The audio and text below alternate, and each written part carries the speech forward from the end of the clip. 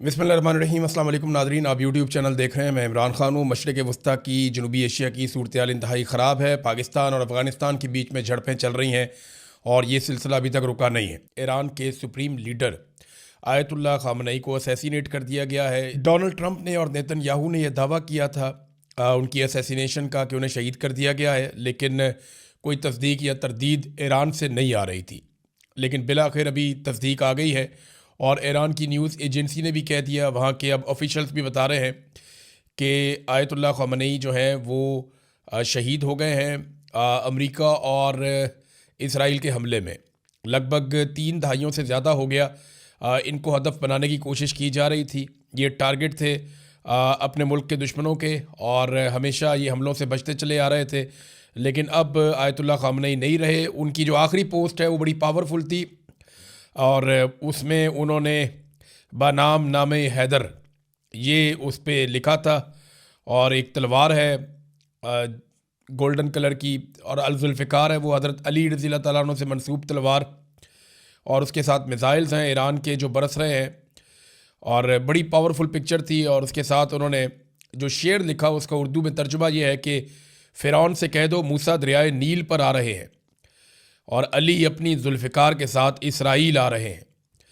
ये जनाब उस शेर का मतलब था। तो ये एक बहुत बड़ी डेवलपमेंट है और यानी इस खित्ते के अंदर सबसे पुराना इक़्तिदार, सबसे ज़्यादा अरसे तक इक़्तिदार में रहने वाली शख्सियत हैं और इनका बड़ा असर रसूख था ईरान में, पूरे रीजन में।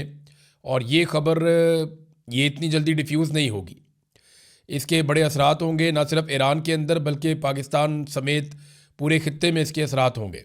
आप बहुत बड़े बड़े इज्तिमा देखेंगे, बहुत बड़े बड़े मुज़ाहरे देखेंगे, ना सिर्फ ईरान के अंदर, इराक़ के अंदर, बाकी ममालिक के अंदर, यमन के अंदर, आपको पाकिस्तान के अंदर बहुत बड़े बड़े मुज़ाहरे होते हुए दिखाई देंगे। दुनिया भर के मुल्कों में होगा।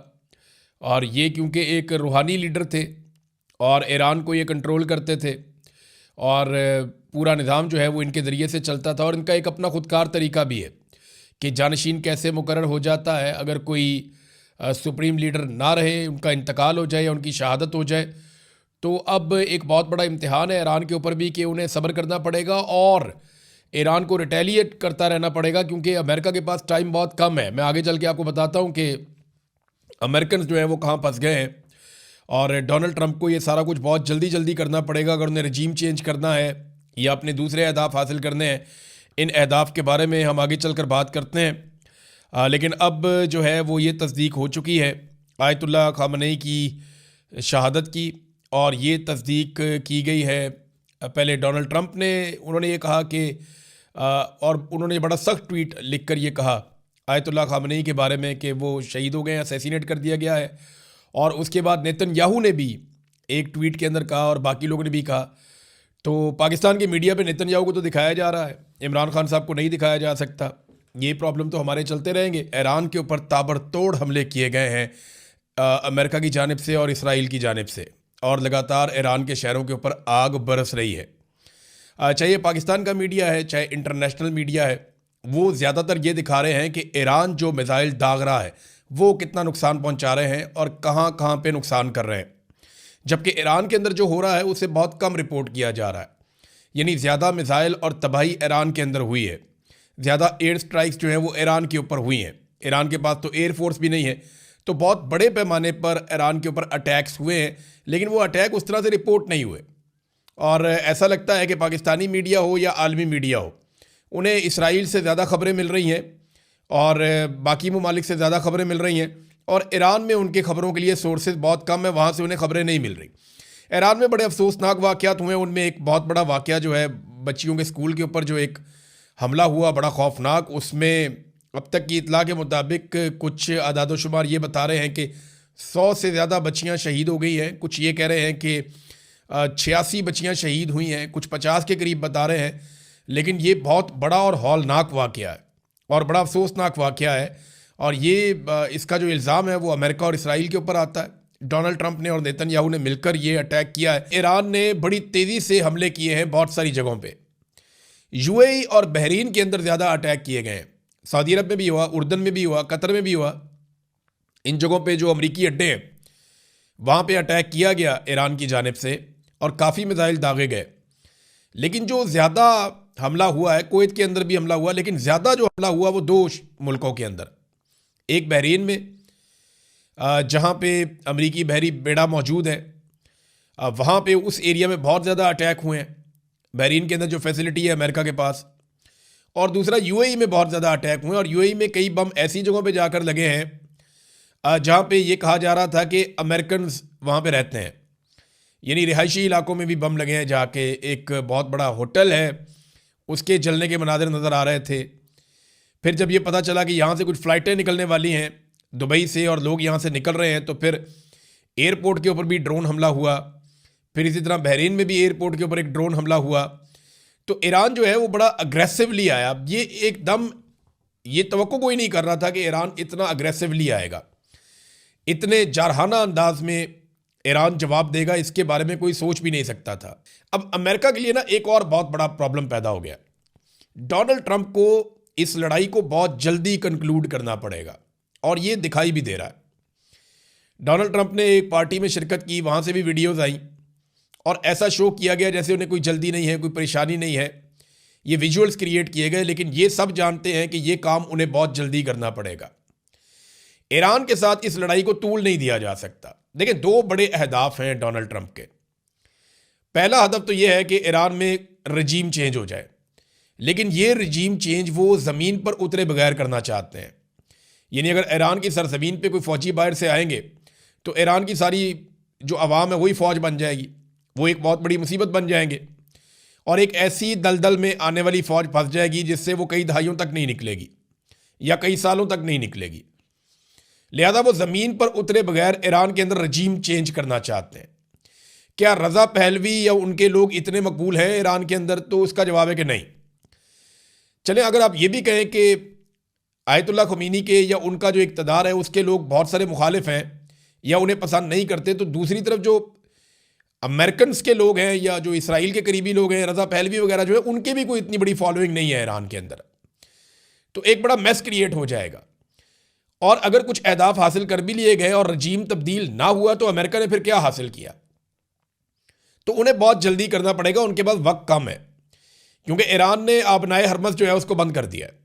यहाँ से दुनिया का 20% पेट्रोल जाता है, और ये एक बहुत बड़ा झटका लगेगा पूरी दुनिया को।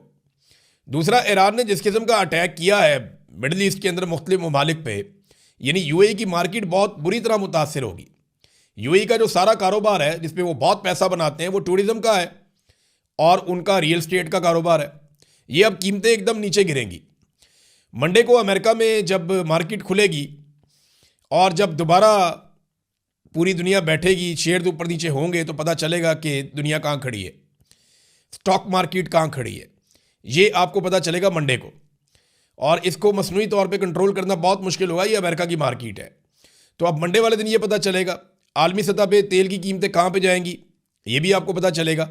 तो इसको जल्दी कंक्लूड करना है अमेरिका ने। उसको बहुत प्रॉब्लम है कि ये रजीम चेंज अगर करना है तो ये चंद दिन के अंदर अंदर उन्हें करना है। ज़्यादा टाइम उनके पास नहीं है, ज़्यादा टाइम लगेगा तो बाकी ममालिक बीच में आएंगे। रशिया और चाइना पहले स्टेटमेंट दे चुके हैं, पाकिस्तान ने स्टेटमेंट दिया, लेकिन गोल बोल दिया, आगे चल के आपको मैं बताता हूँ। तो अमेरिका को फौरी तौर पे करना पड़ेगा जो भी करना है, वो उसमें ज़्यादा टाइम लगा नहीं सकता। तो उनको जल्दी अपने अहदाफ हासिल करने, और वो दिखाई नहीं दे रहा। ईरान को सिर्फ सब्र करना है और रिटेलिएट करते रहना है। अगर ईरान ये टाइम गुजार गया और दोबारा मुज़ाकरात की टेबल पे बैठ गए तो फिर ईरान की पोजीशन कुछ और होगी, वैसी नहीं होगी जैसी इस वक्त है। इनकी पोजीशन फिर बदल जाएगी, क्योंकि जंग के बाद जो है सूरत हाल कुछ और होती है। फिर बहुत सारे और फरीकैन भी बीच में बैठ जाते हैं, तो ईरान एक विक्टिम के तौर पे भी सामने आ सकता है। दूसरा हदफ जो अमेरिका का है वो ईरान की दिफाई सलाहियत, खास तौर पे जो उनकी मिसाइल की सलाहियत है, उसको ख़त्म करना। अब चाहे वो किसी भी तरीके से करें, उनको तबाह करें, ईरान के साथ मुज़ाकरात करके करें या कुछ भी करके करें, उन्हें यह ख़त्म करना है। अब ये अहदाफ कैसे हासिल किए जा सकते हैं? ईरान अब कभी भी अपने हथियारों को नहीं छोड़ेगा, क्योंकि यही उसकी लाइफ लाइन है। ईरान को यह समझ आ गई है कि अगर ये मिसाइल भी उसके पास ना होते तो वो किसी को भी जवाब ना दे सकता। तो खित्ते के ममालिक के लिए भी अच्छी खबर नहीं है, पूरे खित्ते को आग के अंदर झोंक दिया गया है, और ना ही ईरान के लिए अच्छी खबर है। और अमेरिका को ये जो कुछ भी करना है वो बहुत तेज़ी से और जल्दी जल्दी करना पड़ेगा। और जंग के अंदर आपको पता है सही खबरें आ नहीं रही होती, तो हम कोई भी बात जो आपको करेंगे, ख़ास तौर पे बड़े वाक़यात के हवाले से, बड़ी शख्सियात के हवाले से, उनकी तस्दीक जब तक सरकारी सतह पे नहीं होगी तब तक आप कुछ नहीं कह सकते। यानी अगर ईरान के अंदर कोई बहुत बड़ी शख्सियत शहीद हो गई है तो फिर ईरान उसकी कन्फर्मेशन करेगा तो आपको पता चलेगा, और ईरान इतनी जल्दी करेगा नहीं। वो जब तक के मुतबादिल बंदोबस्त नहीं करेगा तब तक वो कोई कन्फर्मेशन नहीं देगा, ऐसा दिखाई देता है। दूसरी बात यह है कि आयतुल्लाह ख़मीनी के कुछ अजीज़, उनके एक बेटे के बारे में इत्तला आई, उनकी बहू के बारे में इत्तला आई, उनके एक दामाद के बारे में इत्तला आई कि वो शहीद हो गए, और जब कंपाउंड के ऊपर अटैक किया गया इसराइल और अमेरिका की जानिब से। नाज़रीन, थोड़ा सा पाकिस्तान की जानिब आएँ तो पाकिस्तानी वज़ीर आज़म ने कुछ ट्वीट्स किए हैं। उन्होंने बताया जी उनकी बात हुई अमीर कतर से, सऊदी अरब के वली अहद मोहम्मद बिन सलमान साहब से, शेख मोहम्मद बिन ज़ैद अल नहयान यूएई के जो सरबराह हैं, हुक्मरान हैं, उनसे भी बात हुई है। तो शहबाज शरीफ साहब ने इनका नाम लिया, इनसे बात की, लेकिन ईरान के हुक्मरानों से शहबाज शरीफ साहब ने बात नहीं की, नंबर एक। नंबर दो, एक और चीज़ बड़ी इंपॉर्टेंट है कि शहबाज शरीफ साहब ने कहीं पे भी अमेरिका का नाम नहीं लिया। ये जंग अमेरिका ने शुरू की है, एक जगह पे उन्होंने इसराइल का नाम लिया, और उन्होंने ईरान की भी मजम्मत की कि ईरान ने खलीजी ममालिक के ऊपर क्यों मिसाइल दागे जहाँ पे अमरीकी अड्डे मौजूद थे। तो ये तो ऑब्वियस था, जहाँ पे अमरीकी अड्डे होंगे वो वहीं पे जवाब देंगे। यानी अगर दो घर आमने सामने हैं, मेरे घर के ऊपर कोई पत्थर फेंकता है सामने वाले घर से, और वो उनके घर के अंदर आया हुआ बंदा, तो सामने वाले से मेरे जितने मर्जी अच्छे ताल्लुकात हों, मैं उसको दो बातें ही कह सकता हूँ, या तो इसको बाहर निकालो, तो या मुझे इजाज़त दो मैं इसको मारूं। यानी मेरे पास तो तीसरा ऑप्शन ही कोई नहीं है ना, या तो इसको बाहर निकाल लें तो या मैं इसको मारूंगा। तो वो ये वाली सूरत हाल बनी हुई, मैं सादा करके आपको समझा दिया। अब यहाँ पे पाकिस्तान के वज़ीर आज़म ने एक तो ईरानी क़यादत से बातचीत नहीं की, उनके बारे में कुछ नहीं लिखा, ना ही अमेरिका के बारे में उन्होंने कुछ लिखा, और अमरीकी सदर को शहबाज शरीफ साहब सेवियर कहते हैं जनूबी एशिया का। इसके ऊपर भी मैंने एक सर्वे करवाया। ये नाज़रीन ज़रा सर्वे आप देखें, आप सर्वे देखेंगे तो आपको पता चलेगा कि पाकिस्तानी कैसे सोचते हैं और शहबाज शरीफ कैसे सोचते हैं। शहबाज शरीफ साहब ने जो कहा था, पहले मैं आपके सामने रख देता हूं कि शहबाज शरीफ साहब ने जो कहा उसके ऊपर हमने एक सवाल करवाया अवामी सर्वे। डोनाल्ड ट्रंप जनूबी एशिया का मुहाफिज है, ये शहबाज शरीफ साहब ने कहा। क्या आप वज़ीर आज़म पाकिस्तान शहबाज शरीफ के इस दावे को दुरुस्त समझते हैं? हाँ के लिए या यस के लिए 1 लिखें, और नहीं के लिए या नो के लिए 2 लिखें। तो पाकिस्तानियों ने इसके ऊपर वोटिंग की, और इसमें जो वाज़े जवाब आए वो 87.3% है, और जिन लोगों ने खाली बहस की वो 12.7% है। अब आ जाए जिन लोगों ने वाज़े जवाब दिए उनकी परसेंटेज क्या है। 98.2%, यानी 98.2% पाकिस्तानी ये कहते हैं कि शहबाज शरीफ का बयान गलत है, यानी डोनाल्ड ट्रंप जनूबी एशिया का मुहाफिज नहीं है, सेवियर नहीं है। और 1.8% लोग शहबाज शरीफ के इस दावे के हामी हैं, और वो ये कहते हैं कि डोनाल्ड ट्रंप जनूबी एशिया का मुहाफिज है। 2% से भी कम लोग शहबाज शरीफ की स्टेटमेंट के साथ खड़े हैं, और 98.2% लोग पाकिस्तानी शहबाज शरीफ के बयान के खिलाफ खड़े हैं। ये है नादरीन सूरत हाल।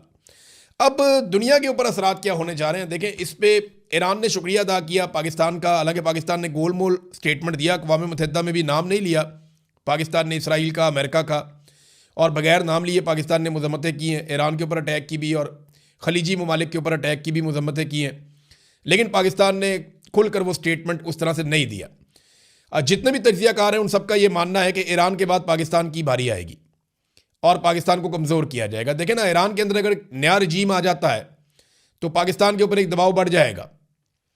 फिर अफ़गानिस्तान के साथ पाकिस्तान के पहले ही हालात ख़राब हैं, इंडिया के साथ भी पाकिस्तान का बॉर्डर गर्म रहता है, तो पाकिस्तान पे हर तरफ से एक दबाव बढ़ेगा और पाकिस्तान को दबाया जाएगा। और मुसलमान मुल्कों के ना 2 मसले होते हैं सिर्फ हमेशा से, ये बात आप पल्ले बांध लें। 2 चीज़ें ऐसी हैं जो मुसलमान मुल्कों के लिए मसाइल बन जाती हैं। नंबर 1, उनके वसाइल, जितने ज़्यादा किसी मुसलमान मुल्क के पास वसाइल होते हैं वो फिर दूसरों की नज़र होती है कि ये वसाइल हमें मिलने चाहिए, जैसा कि इराक के साथ हुआ, लीबिया के साथ हुआ, उनका सारा तेल निकल गया। अभी वेनेजुएला के साथ भी यही हुआ।